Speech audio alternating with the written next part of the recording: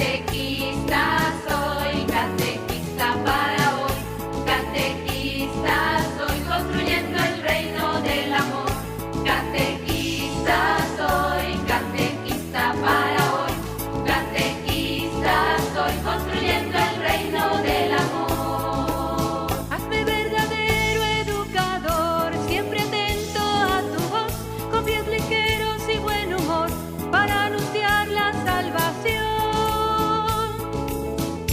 Catequista soy, catequista para hoy. Catequista soy, construyendo el reino del amor. Muy buenas noches a cada uno de ustedes, queridos hermanos y hermanas catequistas. Con la gracia de Dios estamos reunidos nuevamente después de estos días, casi una semana, un poquito malito también, que me he encontrado con una gripe fuerte. Entonces, ya que nos está dejando, ¿no? No solamente al padrecito de Quillazú, sino también a las madrecitas. Las tres se han enfermado, entonces ahí hay que cuidarnos. Muy bien. Hoy día, para nosotros, bueno, para los de la parroquia de Otzapampa, son unos días muy especiales, son unos días llenos de gracia, en estos días de la novena, en honor a la primera santa de América Latina, ¿no? A Santa Rosa de Lima. Y justamente hoy estamos celebrando, hoy justamente, 405 años de la muerte de Santa Rosa de Lima. Y este 30, o mañana 24 en realidad, vamos a celebrar 351 años de su canonización, que ha sido elevada a los altares, a los pocos años nomás que ella falleció en el año de 1617. Bueno, vamos entonces a comenzar nuestra casi final de las clases. Vamos a encomendarnos siempre a la Virgen, nuestra Madre, que es la estrella de la mañana, es el lucero de la mañana, ¿no? Que nos lleva a Jesús, ¿no? Una verdadera devoción a la Virgen siempre nos tiene que llevar a Jesús, ¿no? Porque como María en las bodas de Caná, hagan lo que les diga, ¿no? En el nombre del Padre, y del Hijo, y del Espíritu Santo. Amén. Vamos a decir juntos: Dios te salve María, llena eres de gracia, el Señor es contigo. Bendita tú eres entre todas las mujeres, y bendito es el fruto de tu vientre Jesús. Santa María, Madre de Dios, ruega por nosotros pecadores, ahora y en la hora de nuestra muerte. Amén. Nuestra Señora de la Evangelización, ruega por nosotros. San Pío X, Papa, ruega por nosotros. En el nombre del Padre, y del Hijo, y del Espíritu Santo. Amén. Bueno, queridos chicos, chicas, catequistas, felicitarles porque el día domingo también es el día del catequista, ¿eh? San Pío X es también patrón de los catequistas. Es el que impulsó que los niños recibieran a Jesús por primera vez a la edad de 9, 10 años para adelante. Entonces, feliz día, aunque sea por atrasadito, pero de todas maneras, rezando siempre por nuestros catequistas, que son nuestros brazos izquierdo, derecho de cada sacerdote, de la parroquia, de la comunidad. Muy bien. Bueno, ya estamos llegando casi al final de nuestro curso. Para mí es una penita, ¿no? Entonces, ¿por qué una penita? Porque para mí es como actualizarme, ¿no? En lo que es el magisterio de la Iglesia. Lastimosamente, después que uno termina los estudios de filosofía, teología, otros cursos que se llevan, lastimosamente por motivo de la pastoral, a veces no hay tiempo para leer. Pero eso no quiere decir que no leemos nada. Sí, sí, por lo menos leemos las Sagradas Escrituras para poder predicar. Y justamente a mí, ayudar a la escuela de catequesis me ayuda bastante a actualizarme también y a interactuar con ustedes. Bueno, vamos a ir un poquito ahora al tema 7. Al tema 7 vamos a hablar la presencia del cristiano, o sea, de ti, de mí, de todos, ¿En la vida pública o en la vida política? Ya vamos a ver ahora. Justamente a raíz de lo que está pasando en nuestra hermana iglesia particular de Nicaragua, ¿no? Y en otros lugares también, ¿no? Donde se nos prohíbe incluso hablar de política, de criticar alguna autoridad y nos encierran en las cárceles, etcétera, etcétera. Muy bien, entonces con esto vamos a compartir un poco ya el tema de hoy día. No sé si lo están viendo algunos de ustedes. Muy bien, vamos entonces a hablar con el tema 7, el cristianismo o el cristiano en la vida política.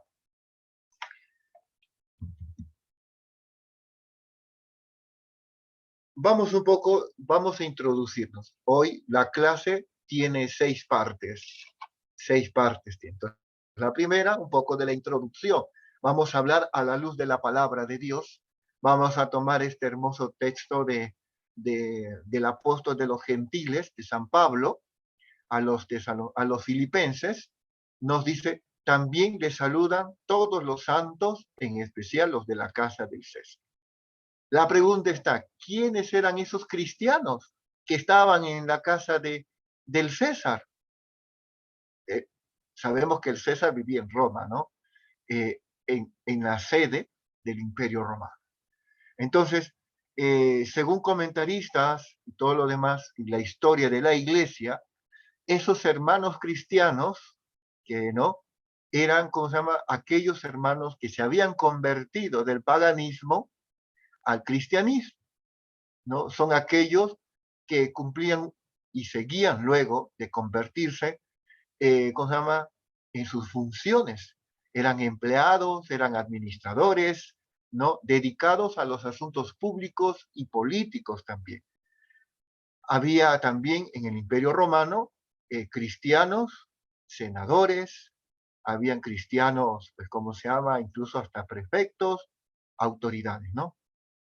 Vemos que resulta algo de ejemplo, ¿no? De tomar, ¿no? Que desde los primeros momentos de la iglesia primitiva, hablamos así, eh, vemos la presencia de cristianos, ¿no?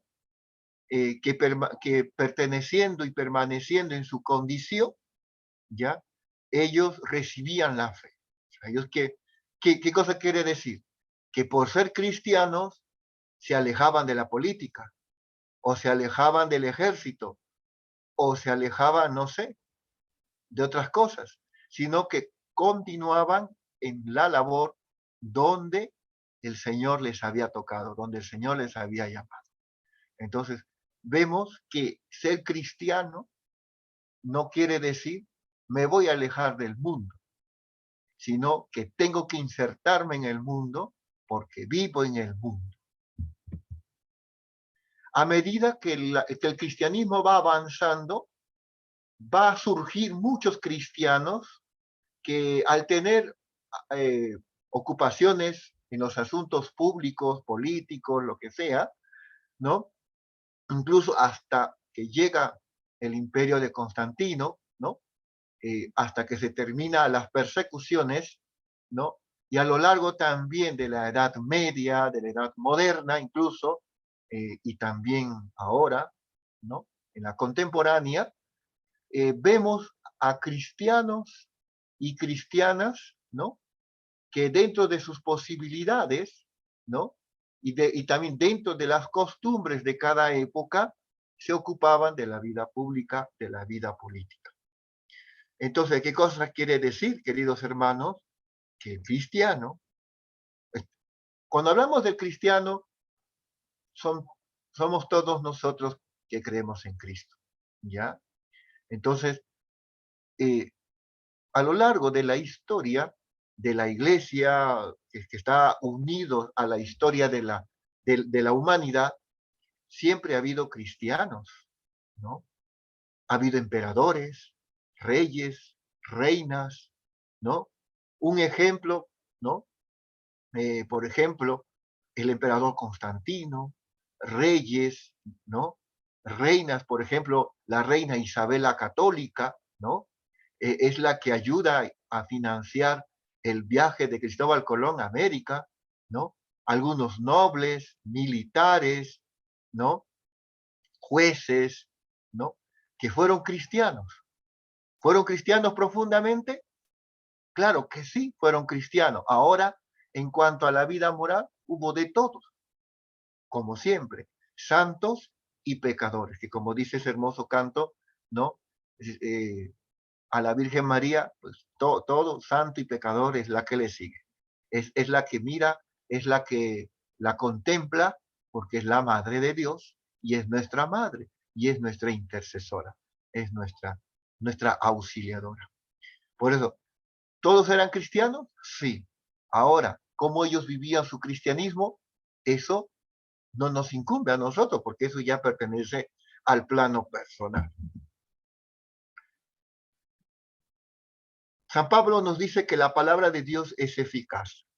Es como una espada de doble filo que al entrar en el cuerpo corta y que al salir corta más. Por eso los cristianos son fieles. O sea, todos somos fieles. El primer canon del derecho canónico dice bien claro que todos somos fieles cristianos. Todos somos fieles. Nosotros fieles cristianos constituimos la gran fuerza evangelizadora, ¿no? Porque el brazo de Dios está con nosotros, ¿no? Con este optimismo también,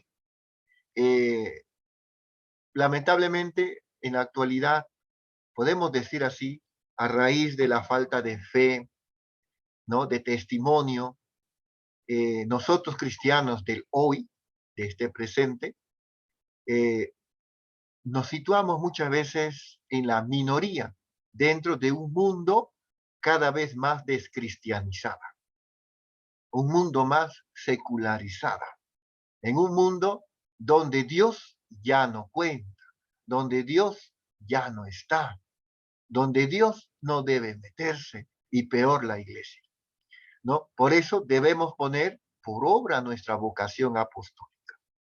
Entonces, eh, cuando nosotros escuchamos que la iglesia no tiene por qué meterse en política, debemos responder que la iglesia no se mete porque quiere meterse, sino porque a la luz de la palabra de Dios, a la luz de las bienaventuranzas, como vamos a ver luego, ya tenemos que implantar el reinado de Jesús, ¿no? De donde haya más justicia, paz, concordialidad, etcétera, etcétera, ¿no? Debemos, en pocas palabras, que como dice el Papa San Pablo VI, una nueva reevangelización del mundo, de la casa común que todos y todas compartimos. Esta reevangelización, como la primera evangelización que llevaron a cabo los cristianos de la antigüedad, los apóstoles y sus sucesores, durante la Edad Media, ¿ya? Es ante todo un proceso personal de conversión de todos. Y eso va a depender de una manera personal, ¿no? De convertirnos día a día. No podemos decir, oye, porque voy a misa, porque soy catequista, leo la palabra de Dios, o porque soy sacerdote, o porque soy diácono, o seminarista, o obispo, lo que sea, o papa, yo ya no necesito conversión. Eso es una mala jugada del diablo, que quiere hacernos sentirnos mejor que los demás. ¿Y quiénes somos nosotros para sentirnos mejor que los demás? ¿No? Solamente somos siervos inútiles del Señor, que a las justas hacemos lo que tenemos que hacer. Y eso con su ayuda, ¿eh? Por eso necesitamos una conversión que se va realizando a través de un apostolado personal, ¿no? Luego comunitario, ¿no? Para poder predicar, no solamente con palabras, ¿ya? Vuelvo a citar al Papa San Pablo VI. Él decía bien claro, este mundo moderno está cansado de palabras, ya no quiere escuchar palabras, quiere testimonio, quiere ver hombres de fe que den testimonio de esa fe. Prácticamente lo que nos dice Santiago, ¿no? Muéstrame tu fe sin obras que yo te muestro mi fe con obras. Entonces, eso es lo que tenemos que hacer, ¿no? Para poder ser buenos dispensadores de la gracia de Dios, ¿no? Que comúnmente también pertenece a la iglesia y le corresponde la administración de los sacramentos, ¿no? Dentro de la comunidad de la iglesia. Vamos entonces a ver una cuestión de la vida política social, que es una enseñanza constante.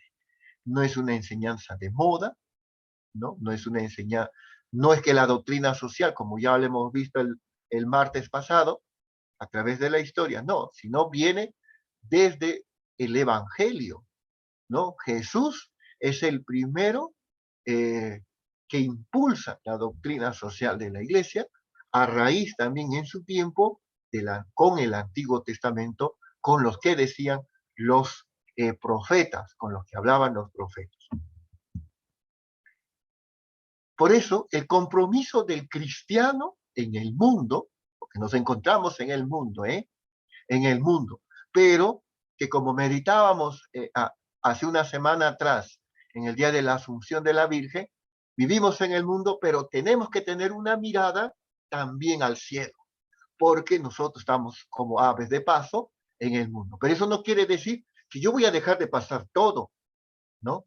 Cualquier fechoría, cualquier eh, descompromiso, lo que sea, no, sino que yo tengo que buscar, realizar o dejar por lo menos una buena herencia, que no es dejar tierra, dinero, ni casas, ni carros, sino dejar buenos valores.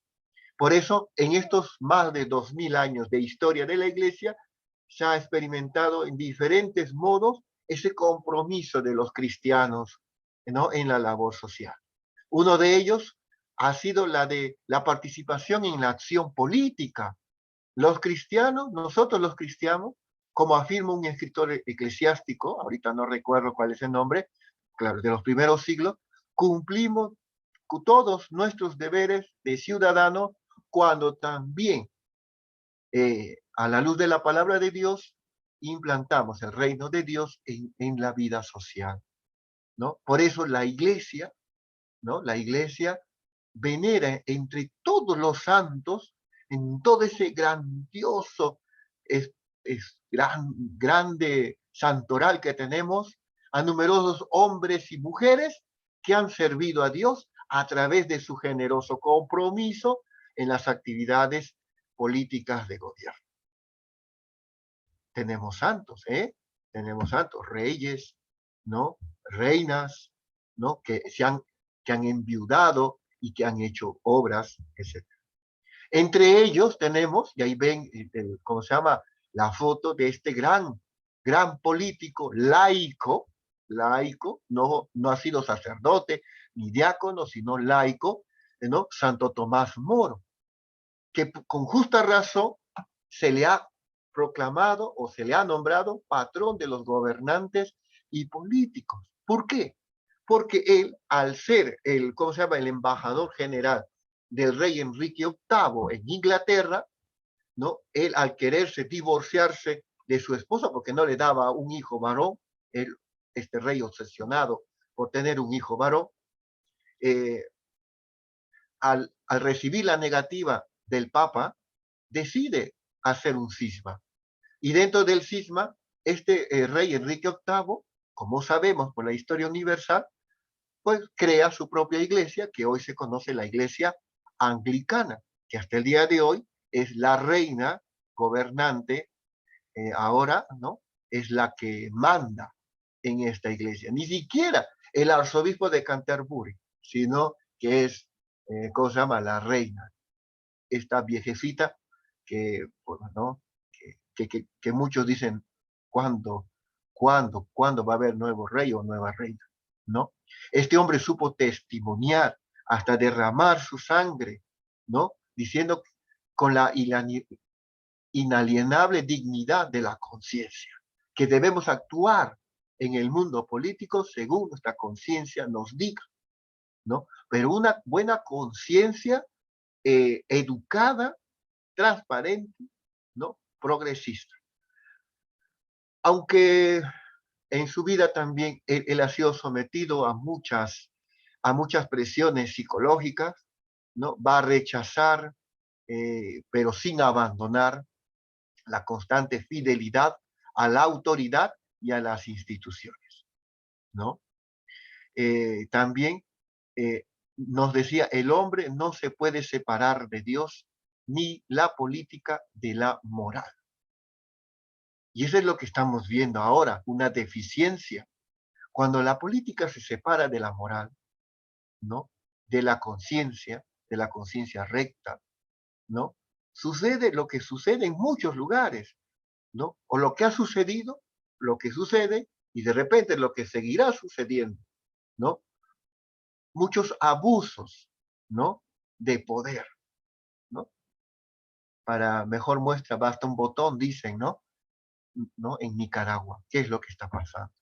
En otros sitios, por ejemplo, en México, ¿qué pasó el siglo pasado, ¿no? ¿Cómo se llama? Con la represión de la iglesia y todo lo demás, ¿no? En la época de los cristeros, ¿no?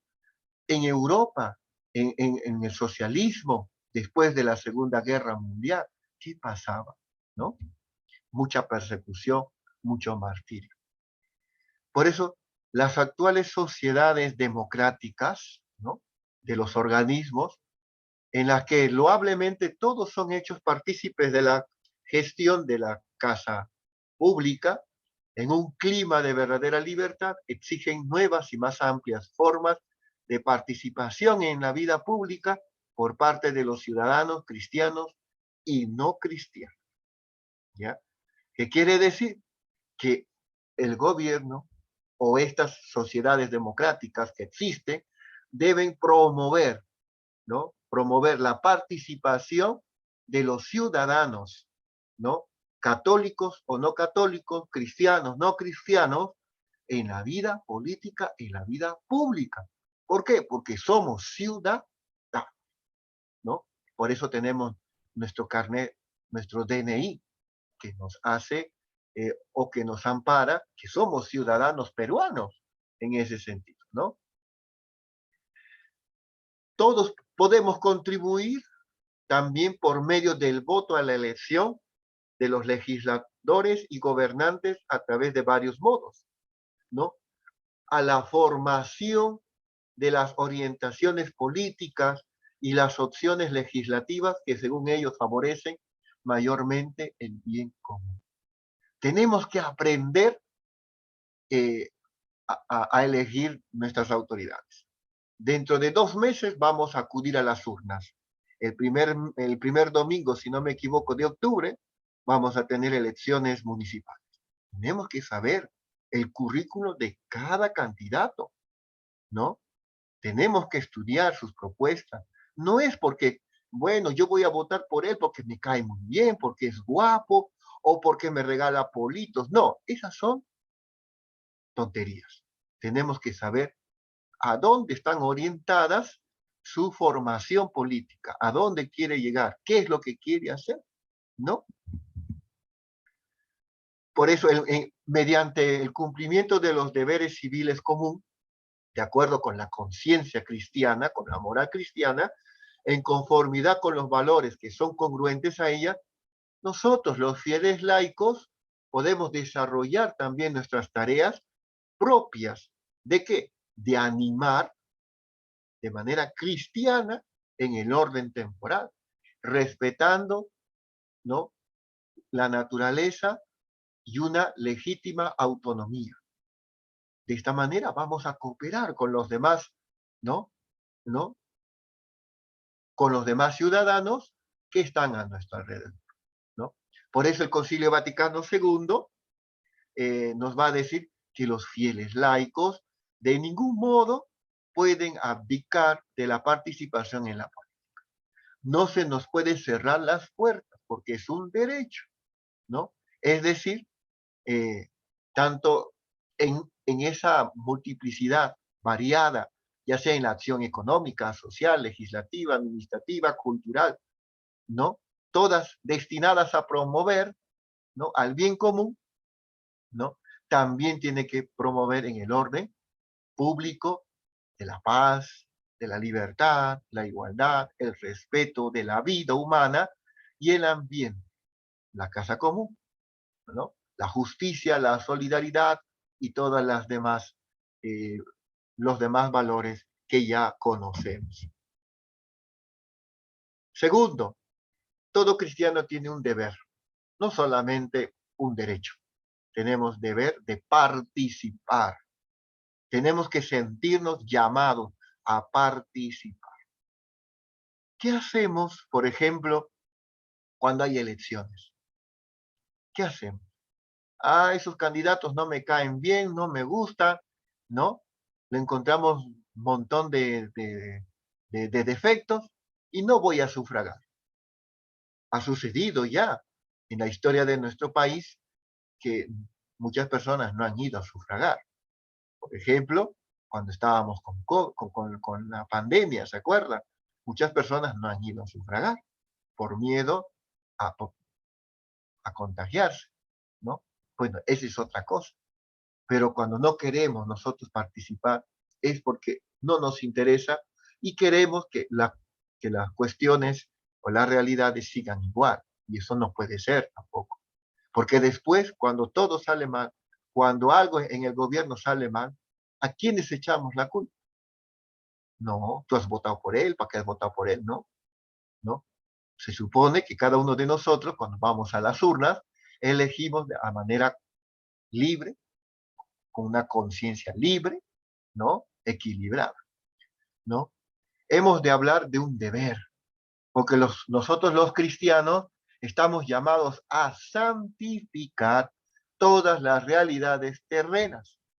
San Pablo, y justamente este era el lema del Papa San Pío X, San Pablo en su carta a los Efesios, capítulo 1, versículo 10, nos dice, hay que instaurar o recapitular o hacer nuevas las cosas en Cristo.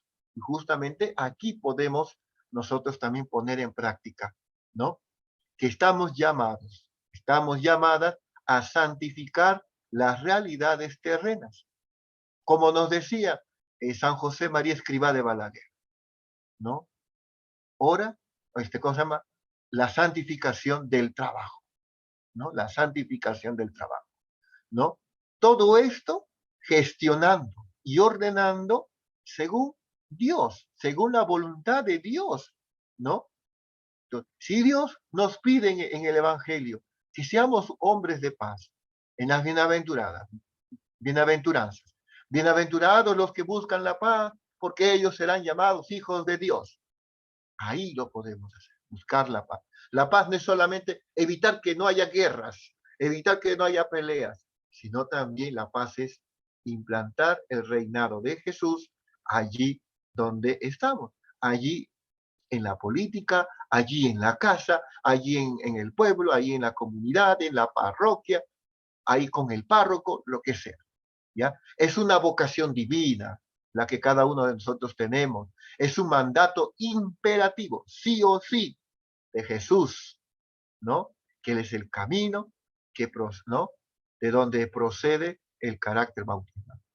Nuestro ser de ser profetas, de anunciar y de denunciar. No solamente denunciar cosas, sino que también tenemos que anunciar. Esto lo saben ustedes quizás mejor que yo. Por eso la vida terrena secular, ¿no? Especialmente de este siglo que nos toca vivir, no es ajena al reino de Cristo. No nos imaginemos el reino de, de Cristo allá en el cielo. Claro que sí, esa es la perfección. Pero aquí tenemos también que implantar el reinado de Jesús, de Cristo. Santa Teresita de Jesús decía, voy a vivir mi cielo en la tierra, haciendo el bien a los demás. Es vivir el cielo aquí en la tierra, no esperar el cielo, ¿no? ¿No? El cielo que como dice San Pablo después, o se llama la fe, en el cántico de la caridad o del amor, pues ya lo contemplaremos a Dios cara a cara, ¿no? es aquí donde se tiene que desarrollar, ¿no? Los, los preceptos evangélicos, ¿no? Amar, perdonar, lo que Jesús nos enseñó, ¿no? Por ejemplo, los mandamientos, sabemos que son 10 mandamientos, ¿no? Entonces, y son 5 mandamientos de la iglesia, ¿no? 10 mandamientos de Dios y 5 de la iglesia. Entonces, echando un vistazo, una ojeada a los mandamientos del Decálogo, la mayoría de ellos se refiere a las relaciones humanas propias de la vida secular, ¿no? A partir del cuarto mandamiento, podríamos decir, ya nos, nos dice el camino para esa buena relación humana comunitaria entre todos. ¿Ya? Cristo, al implantar su reino, vino a santificar y a dar dimensión sobrenatural al sentido divino que ya por naturaleza poseen las realidades temporales, el trabajo, la honradez, la transparencia, etcétera, etcétera, ¿no? Ser hombres y mujeres de buen corazón y de paz. Jesús nos dice, mi reino no es de este mundo. Si nosotros recordamos en la pasión del Señor, no en la película, ¿no? Sino en el Evangelio de San Juan, que se lee todos los Viernes Santo, ¿ya? Por si acaso catequistas, para que anoten en su libro, de repente por ahí su profesor de liturgia les pregunte, ¿no? ¿Qué evangelio se lee el Viernes Santo, el Viernes de la Pasión? Es el Evangelio de San Juan, porque es más completo. Y en el Evangelio de San Juan, ahorita no recuerdo tampoco en qué versículo, capítulo, Jesús, cuando se encuentra con Poncio Pilato, hay una conversación entre ellos, ¿ya? Y, y Pilato le dice, tú eres rey. Y Jesús dice, mi reino no es de este mundo. Entonces tú no eres rey, o sea, tú eres rey, ¿no? Entonces, y ahí surge la bendita pregunta, ¿qué es la verdad? ¿No? Jesús, al decir esto a Pilato, quería darle a entender que su reino no es un reino político, no es un reinado terreno, sino es un reinado de santidad, un reinado de paz, de gracia y de amor. Si nosotros recordamos, los judíos esperaban un tipo de Mesías, un Mesías davídico. No sé si que les habrán dicho ya por ahí en Cristología. Un, un Mesías davídico. Pero nos vino un Mesías mosaico, ¿no? Que viene a cumplir la ley. Entonces, un Mesías davídico, pues pensaban que iba a venir con su espada, que iba a derrotar a los españoles, a los romanos, que los iba a votar, que los iba a expulsar y que iba a instaurar nuevamente la jerarquía de los reyes. No, sino que él vino a cumplir la ley, ¿no? Como él mismo dice, yo no vine a abolir, ¿no? La ley, sino a darle cumplimiento. Entonces, un reino que sin sustituir ni entrar en competencia con las comunidades políticas, sin embargo, este reino lo va a vivificar, ¿no? A todas con su verdad y su gracia. La va a santificar. Por eso es importante que nosotros los cristianos también estemos metidos en política, pero no debemos caer en la doble trampa que el diablo pone en la politiquería barata, ¿no? Implantar el reino de Cristo en todas las estructuras y actividades propias del mundo secular, ¿no? Para recapitular todas las cosas de Cristo. Vuelvo a repetir la frase de San Pablo. Es la misión nuestra, es nuestra vocación y urge en todos nosotros como un deber, un deber principal, un deber constitucional como pueblos de Dios. Eso. No podemos mantenernos alejados, ¿no? Distanciados de eso. No, pues bueno, este, con tal que haga más obras, no importa si roba. No. O como a veces podemos decir, a ese sí le conocemos, ¿no? Más vale el ladrón conocido que por conocer. No. Ese es un pensamiento atrasador, ¿ya? Hay una importante razón también que da urgencia y prioridad a la cristianización de la vida política. ¿Por qué? Porque, como vemos, la injusticia, la inmoralidad van entrando dentro de estas organizaciones, ¿no? De estas instituciones, ¿no? El robo, qué sé yo. Por eso es muy importante que nosotros como cristianos demos buen testimonio. Si somos candidatos para la alcaldía, pues tenemos que buscar ser cristianos con buenos valores. Cristianos que no solamente hablemos de Jesús, bonito, sino que también demos testimonio verídico de Jesús allí donde estamos, siendo honrados, siendo inteligentes, pero podemos decir, pero eso no funciona, eso no se vende. Lastimosamente, se tiene que ser así, pero no tiene que ser así todo. Si nosotros no empezamos a cambiar las estructuras que están como la manzana podrida, si nosotros también nos dejamos contaminar por esas cosas, pues la cadena va a seguir. ¿Y qué es lo que va a suceder? Como sucede en varios países, ¿no? Y entre ellos nosotros, que un malestar en todo, ¿no?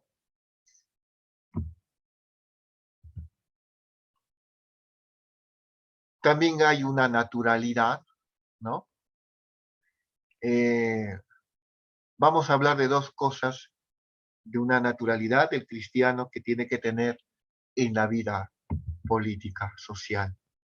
La primera de ellas se refiere que nosotros, como cristianos, cuando participamos en los asuntos políticos, lo hacemos según, ¿no?, nuestra calidad de cristiano con nuestro pleno derecho.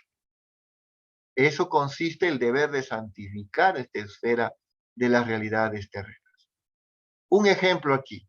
El día de hoy hemos tenido una reunión en Quillazú porque nos han rendido cuentas de todas las actividades, ingresos, egresos, de las actividades que hubo por la fiesta patronal en honor a la Virgen de Asunción, pero no de la parroquia vamos a tener después, porque como hemos estado algunos del consejo parroquial más el padrecito enfermo, no nos hemos podido reunir, sino ya este domingo que pasó, ya hubiéramos rendido cuentas, ¿no? Para decir cuánto se gastó, cuánto se invirtió, cuánto se ganó, etcétera, etcétera. Porque el pueblo también merece saber qué es lo que se hace con su dinero que aporta, con el dinero que ellos también dan, colaboran para la iglesia y para sus necesidades, ¿no? El cristiano no está separado del mundo. Por nuestro bautismo estamos insertados en el mundo. Seguimos en el mundo. Por eso el cristiano es ciudadano de pleno derecho. Porque estamos en el mundo, no vivimos. Ah, porque yo soy católico o evangélico, bueno, yo soy cristiano y todo lo demás. Yo no tengo por qué meterme en política. O a veces escuchamos, ¿no? Como se llama de los políticos. ¿Qué te haces metiendo tú? La iglesia, ¿por qué se mete? Justamente porque tenemos que cristianizar nuevamente lo que se está haciendo pagano, ¿ya? Incluso hay una negación de que, ¿cómo se llama?, que la iglesia no hizo nada, que la iglesia no hace nada y no quiere hacer nada. Eso es mentira, ¿no? Eh, a través de la historia vemos que las universidades, ¿dónde nacieron? En los conventos. Los hospitales, la iglesia, ¿no? Los colegios, las parroquias, y así se puede ir anunciando también y enumerando buenos ejemplos, ¿no? ¿No? Por eso, eh, siendo nuestra vocación, repito, de santificar las realidades terrenas, también tenemos que buscar edificar, ¿no? ¿Cómo se llama? La civilización del amor.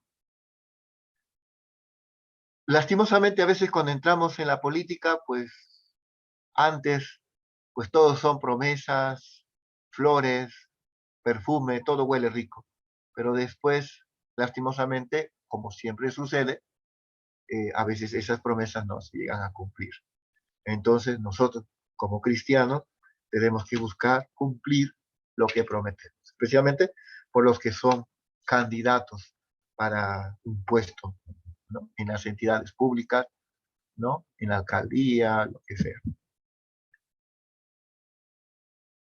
Por eso, con esta mentalidad, a la luz de la palabra de Dios, siempre se ha pedido y siempre nos han pedido a nosotros los cristianos que intervengamos en los asuntos públicos.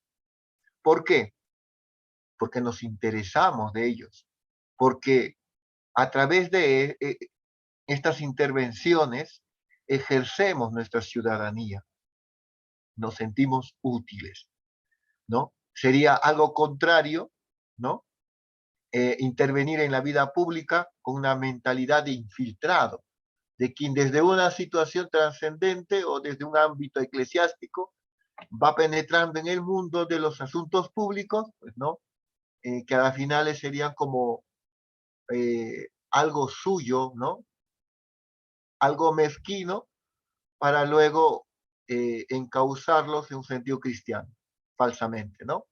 Lo cual sería, ¿no? Como actuar con un brazo eh, secular de la iglesia, como se dice así, ¿no? O sea eh, sería como decir que la iglesia está utilizando a los laicos para poder seguir infiltrándose en la política. Y eso no es cierto, no es verdad. Cada uno de nosotros tenemos que intervenir en la vida pública, en la vida política, según nuestras posibilidades, ¿no? Porque somos ciudadanos, somos protagonistas. Queridos muchachos, catequistas, ¿por qué muchas personas, entre ellos yo también me puedo poner, ¿no? ¿No?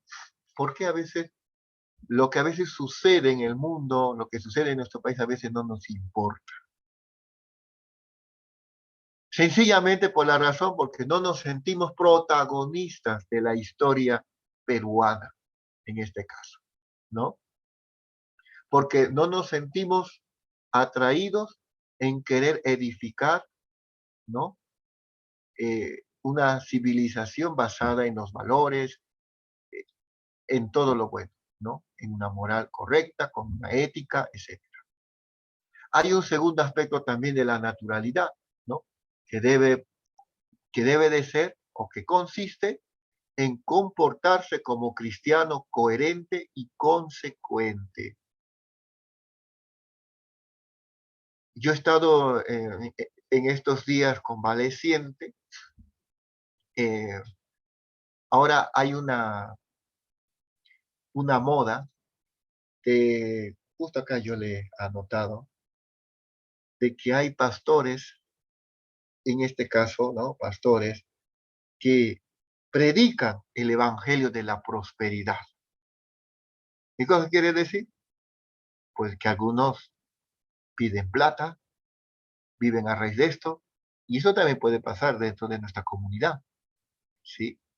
Entonces, por eso esta naturalidad, ¿no? También debe comportarse coherente y consecuente, ¿no? No utilizar la palabra de Dios para nuestros fines malos, muchas veces, y muchos candidatos lo han hecho así, incluso se aprenden citas bíblicas, ¿no?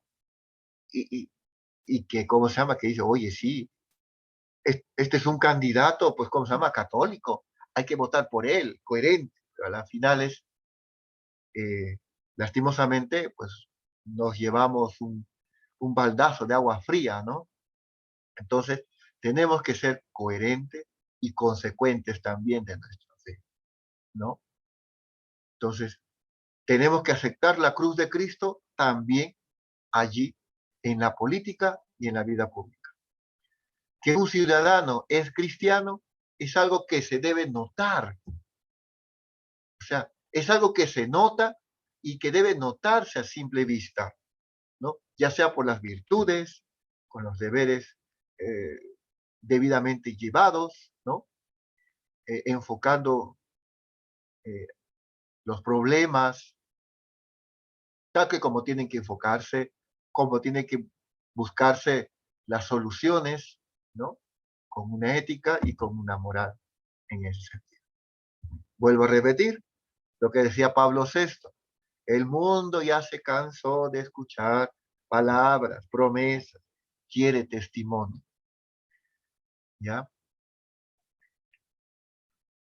Ahora, el magisterio de la iglesia, o la doctrina social de la iglesia, tanto con los juicios morales sobre las cuestiones temporales también, nos hace ver, nos abre los ojos, por ejemplo, en el momento en que tenemos que elegir a nuestras autoridades, ¿no? A la hora de participar en un partido político, a la hora de gobernar, el cristiano ha de poner en juego la fe cristiana, las virtudes teologales y cardinales. Tenemos que jugárnosla, ¿no? Por eso, los políticos o los grandes gobernantes que son avasalladores no quieren, no quieren que la iglesia hable, no quiere que la iglesia diga, no quiere que la iglesia alce su voz, ¿no? Entonces, eso es lo que tenemos que nosotros buscar. Bueno, se podrá decir, pues bueno, nos espera cárcel. Pues bueno, si a Jesús, que es nuestro Maestro y Señor, le hicieron cosas, ¿qué cosas más pueden hacer a los que le siguen a Jesús? ¿No? En ese sentido. También es un escándalo, queridos hermanos y hermanas, que hay cristianos, cristianas, que al intervenir en la vida pública o política, ¿no? Eh, se olvida generalmente de esa formación que han recibido, esa humanidad. Muchas veces por conseguir sus ambiciones humanas de poder, de tener, de avasallar. Entonces, las exigencias de la fe y de la moral cristiana no ha introducido satisfactoriamente en la vida de este hermano. Y ahí sucede la ruptura entre la fe y la acción política, ¿no? Fe y razón, como dice Juan Pablo II, son como las dos alas del ave que tienen que, ¿cómo se llama?, que aletear juntos, ¿no? Si una no funciona, la ave no puede volar, ¿no? Etcétera. Es lastimoso, ¿no? Que a veces también utilicemos la religión, utilicemos la palabra de Dios para nuestras conveniencias, que muchas veces no tienen buen fin, ¿no? Por ejemplo, yo no voy a decir dónde, pero esto me ha pasado, y les comento que me ha dado mucho miedo, incluso hasta pensé que el diablo estaba actuando allí. Hubo una actividad en un lugar, ¿no? Y un día me vinieron y me dijeron, padre, queremos colaborar con la parroquia con tanto de dinero, pero es de la actividad que se ha hecho un año anterior. Y yo como a veces, yo converso con las personas que viven más tiempo en donde yo estoy o donde yo estaba, ¿no? En ese entonces, y me dicen, padre, no, ese dinero no ha sido ganado, ¿cómo se llama? Limpiamente. Ha habido, o sea, ha habido robo. Entonces, muchas veces queremos tapar nuestras fechorías en el ámbito político, ¿no? A través de, entre comillas, buenas acciones, entre ellos los donativos, ¿no? Entonces, a mí me tocó decirle, mira, hermano, hermana, no te voy a recibir porque, en primer lugar, esa es plata cochina. En segundo lugar, es porque no nos hace falta la plata. Y así, no sé cómo habrán quedado, no sé si habrán ido a la cárcel o no sé, porque estaban denunciados por toda la comunidad. La naturalidad que se pide al cristiano en estos asuntos temporales, administrativos, públicos, ¿no? Juntamente con una mentalidad laical, es la coherencia de fe y de la vida cristiana. Eso, tenemos que ser luz y sal en este mundo. Y es muy importante por eso que durante la praxis o la práctica política, ¿no? Tiene que estar regida por las virtudes de la prudencia, por las virtudes de la transparencia y de la honradez, ¿no? Ustedes dirán, pero el padre está hablando cosas que no se pueden ya. Claro que sí. Lo que nosotros tenemos que poner es manos, trabajo para poder realizar esto. Todo depende de nosotros. ¿Eh? No podemos decir a dónde va la gente, dónde va Vicente. No, no, no, tampoco puede ser eso. ¿Ya? Por eso es muy importante también que nosotros seamos transparentes. Podemos engañarnos, ¿no? Podemos engañar a los demás, pero tenemos que intentar, como dice el Evangelio, lastimosamente, los hijos de las tinieblas son más astutos que los hijos de la luz, ¿no? Pero tenemos que luchar contra esta oscuridad, con este cáncer de la corrupción que se está viviendo, no solamente en el ámbito político, social, sino también personal. Recordemos que todo sale dentro del corazón, ¿cierto? Justamente el Evangelio de hoy, ¿no? Dice, fariseos hipócritas, ¿no? Se preocupan más en limpiar la copa por fuera. Preocúpate por limpiar por dentro lo que hay dentro de cada Bicarbonate. uno de nosotros. ¿Ah? Y lo demás quedará limpio, ¿no? Libertad en lo temporal. Nosotros los cristianos, al intervenir en la vida pública, ¿no? Gozamos ante la iglesia el derecho de la libertad en lo temporal, ¿ya? No se puede negar que con el nacimiento del cristianismo aparece también la doctrina del dualismo, ¿no? ¿Cuál es esta doctrina del dualismo, ¿no? Que se notó bastante en la Edad Media, ¿no? Era, entre comillas, que como decía el profesor de historia de la iglesia, el matrimonio entre, o la unión entre altar, altar y trono, ¿no? Donde los reyes elegían a los obispos, ¿no? Etcétera, etcétera, ¿no? Entonces, es este dualismo, ¿no? Que va atravesando o ha atravesado la historia de la iglesia hasta la edad moderna. Justamente el Papa San Pío X, que hemos recordado el domingo, su fiesta, es el que dice pues que ningún rey, ninguna autoridad laical tiene derecho o no puede meterse en el cónclave para elegir a un papa, ¿no? Porque antes los papas, por ejemplo, salían, no era de su agrado de tal rey de Francia, de lo que sea, mandaba el veto, ¿no? Entonces, ¿qué cosa era el veto? Entonces, vetaban a esa persona, a ese cardenal, porque no me cae bien, porque no va a ser mis intereses. Entonces, nuevamente volvían a elegir a otro papa, y así sucesivamente, ¿no? En el derecho canónico, en el canon 200, acá tengo yo la cita, 227, dice bien claro, lo voy a leer textualmente, no lo he escrito allí para no ser muy larga, nos dice que los fieles laicos tienen derecho a que se les reconozca en los asuntos terrenos aquella libertad que compete a todos los ciudadanos.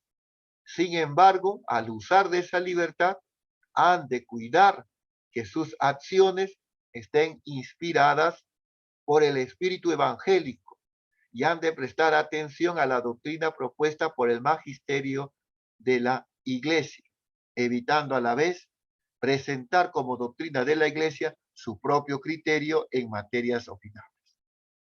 Por ejemplo, el aborto. No podemos legalizar el aborto. No podemos legalizar la unión entre un mismo sexo, ¿no? la igualdad de sexo, como se dicen también, no podemos, porque es algo contranatural, contra natura. Por eso, los fieles laicos que participan en la política, en la vida pública, tienen que hacer las cosas inspiradas por el espíritu, ¿no? Evangélico. ¿Qué nos enseña el evangélico? El evangelio, el respeto a la vida, la tolerancia, la paz, el perdón, el diálogo. Justamente lo que el Papa Francisco el día domingo en el Ángelus ha pedido, diálogo entre las autoridades políticas y eclesiales de Nicaragua, ¿no? Y hay que recordar que también allí nosotros no mostramos o no nos predicamos a nosotros. Tenemos que predicar a Jesús. Bueno, vamos avanzando. Vamos entonces. El cristiano que actúa en la vida política necesita una buena formación doctrinal, moral. ¿Para qué? Para saber encauzar, para saber enjuiciar con criterio cristiano los pensamientos y las prácticas políticas. Lastimosamente, no tenemos esa escuela. Lastimosamente, no tenemos esa formación. Nuestros políticos no se forman. Tendrán otras formaciones humanas, teológicas, ¿no? Pero no se prepara, no hay una escuela que prepare a políticos. En la iglesia, en la curia romana, allá en la Santa Sede, hay una escuela diplomática donde forman a obispos o a futuros obispos con miras para que sean nuncios apostólicos. Recordemos que el nuncio apostólico es un obispo, obligatoriamente es un obispo, que tiene que saber materias de política, tiene que saber interactuar, ¿no?, con las autoridades del lugar, del país donde el Papa le manda. En pocas palabras, son su boca, su oído, sus ojos, el Santo Padre. Es un embajador, ¿no? Entonces, si estos se preparan, ¿por qué también nuestros políticos no buscan prepararse, ¿no?, o una academia, ¿no?, para poder ser buenos políticos? Porque no cualquiera que dice, bueno, yo tengo derecho a participar o tengo derecho a ¿cómo se llama?, a postular, no nos da el derecho o la garantía de tener un buen gobierno en el futuro, ¿no? Y de esa manera vamos a poder evitar tantos atropellos que hay en la vida. ¿Cuáles son los problemas principales en la vida pública que afectan al cristiano?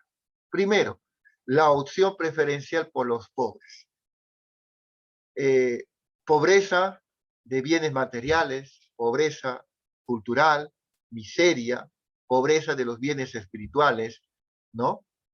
En pocas palabras, pobreza en todo lo que viene a hacernos recordar carencias y marginación. A la luz de las bienaventuranzas, ¿no?, Mateo 5:25, ¿no?, bienaventurados los misericordiosos, porque ellos alcanzarán misericordia. El cristiano, nosotros tenemos que ser aliados de Dios. No tenemos que ser aliados del demonio.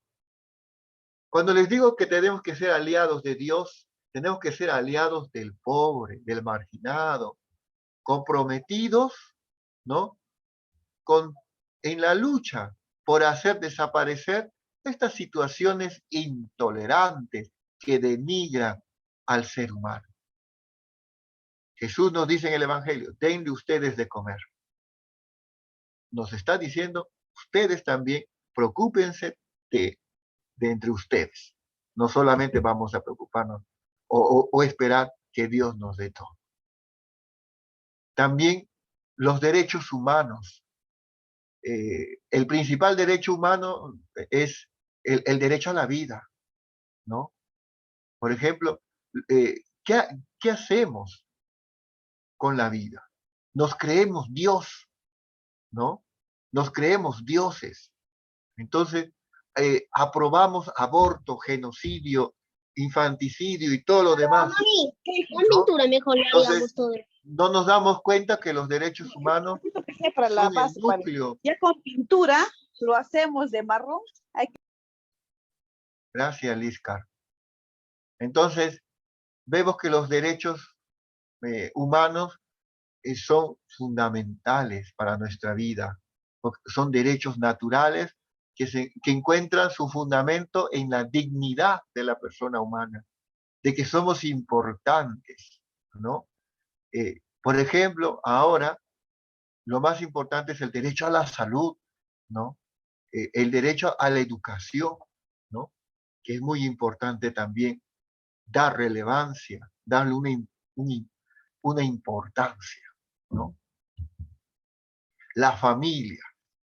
La familia es el núcleo de la sociedad, ¿no? Lastimosamente, el demonio está atacando a la familia, hablando así de manera cristiana evangélica. Está atacando a la familia, porque sabe muy bien que de familia unida, de familia formada, constituida como Dios quiere, van a salir buenos cristianos. Por eso, el demonio, al meterse en las estructuras sociales, políticas, va a buscar, ¿cómo se llama?, aprobar aquellas leyes contranaturales, ¿no?